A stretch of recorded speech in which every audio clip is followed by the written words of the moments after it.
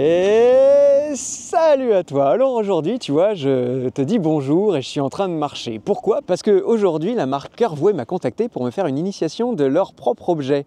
Oui, c'est une planche de skate qui a seulement 2 grosses roues. Mais du coup, est-ce que c'est pas plutôt une trottinette qui n'a pas de potence? Bref, on va découvrir tout ça dans cette vidéo, alors reste avec moi, c'est parti!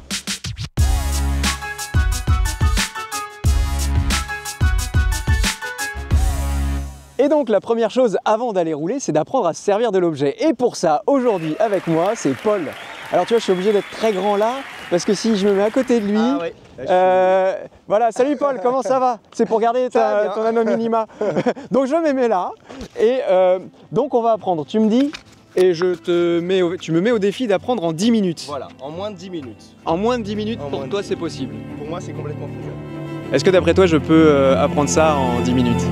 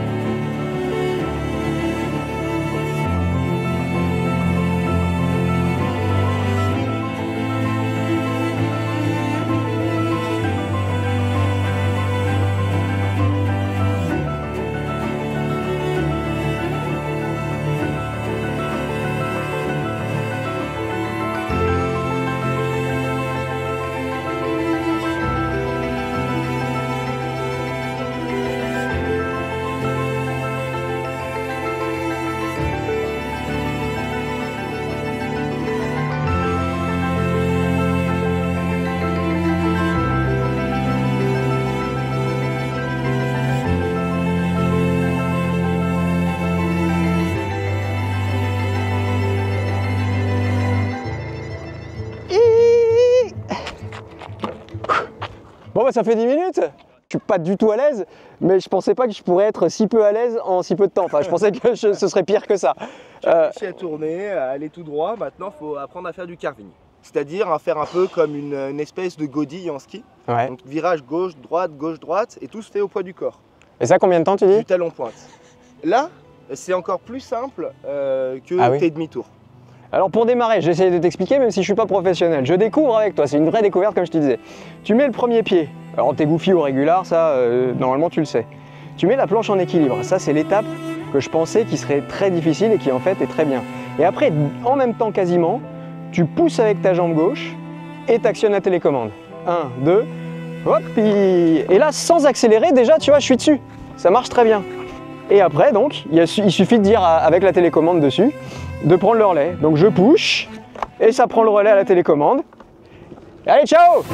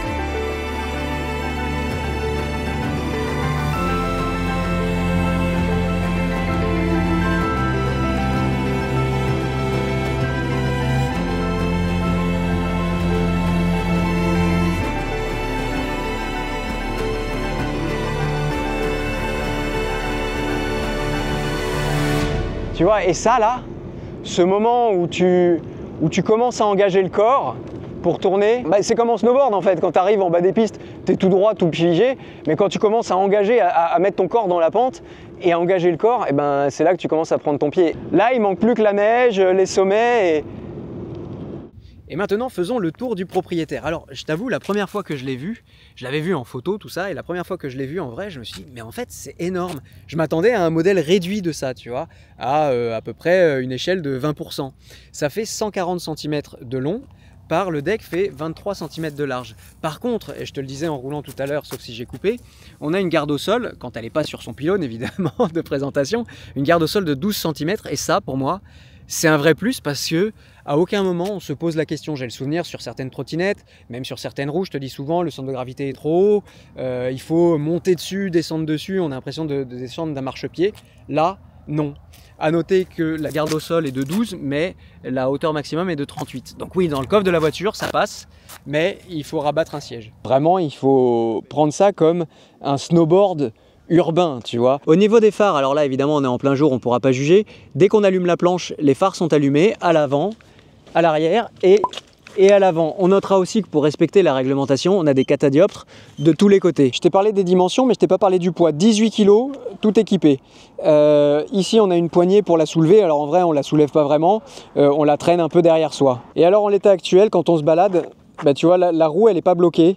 Mais bon, ça, c'est vraiment un truc très facile à améliorer. Il faut bien dire que la planche que tu vois en l'état, c'est la planche de Curveway dont ils se servent tous les jours pour faire leurs essais, pour faire leurs modifications, pour faire... Enfin, c'est pas un prototype parce que c'est une planche qui est commercialisée, mais pour eux, c'est leur prototype, tu vois.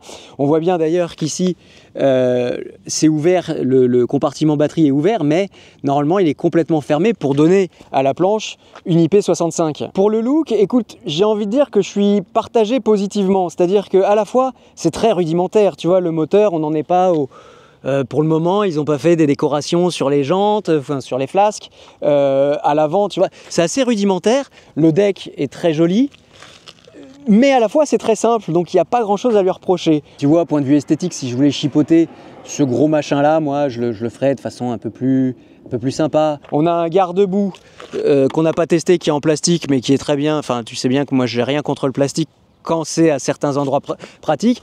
Ici, on a une structure tubulaire et tout le long de la structure tubulaire, on a des petits tampons comme ça. On l'a vu, c'est évidemment pour mettre la roue, ça joue comme une béquille, tu vois. Et puis, en cas de chute, ça protège le tube. D'ailleurs, le tube, il est très solide et c'est peut-être ça qui fait partie des 18 kg. Si on met la planche sur le côté, en dessous, on peut voir le deck dans lequel il y a la batterie.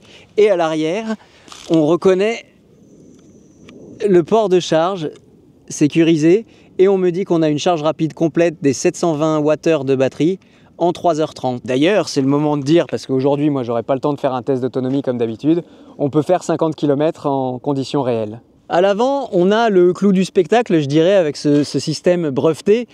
Ce qui est génial, c'est qu'on se dit, mais c'est super simple, et pourtant, avant 2024, personne n'y a jamais pensé. Et le système breveté fait que, en fait, ça se stabilise automatiquement. Eux, ils disent, c'est autostable à partir de 5 km/h. Et c'est vrai que j'ai pu l'éprouver, et c'est un peu d'ailleurs la frayeur que j'avais, que la stabilité à faible allure, je me disais, mais comment je vais tenir? Et en fait, très vite, à partir de 5 km/h, comme c'est marqué même sur le papier, donc ils savent de quoi ils parlent, eh ben, tu n'as plus aucun problème de stabilité. À l'arrière, on a le moteur de 3300 watts. D'ailleurs, je ne t'ai pas dit tout à l'heure, la batterie de 720 Wh est à 48 volts. Alors, tu vois la télécommande, c'est comme ça que ça se passe. Un petit losange avec une gâchette. Quand je vais en arrière, ça freine. Quand je vais en avant, ça accélère. Tu vois, hop. Je mettrais bien un petit aimant là, tu vois, hop, comme ça, je la pose là directement. Et puis, j'ai pas besoin d'y penser. Juste sous le logo Curveway, on a le bouton marche-arrêt qui s'illumine en plus quand on accélère. Enfin voilà, donc comme je te disais au début, on a un package vraiment complet.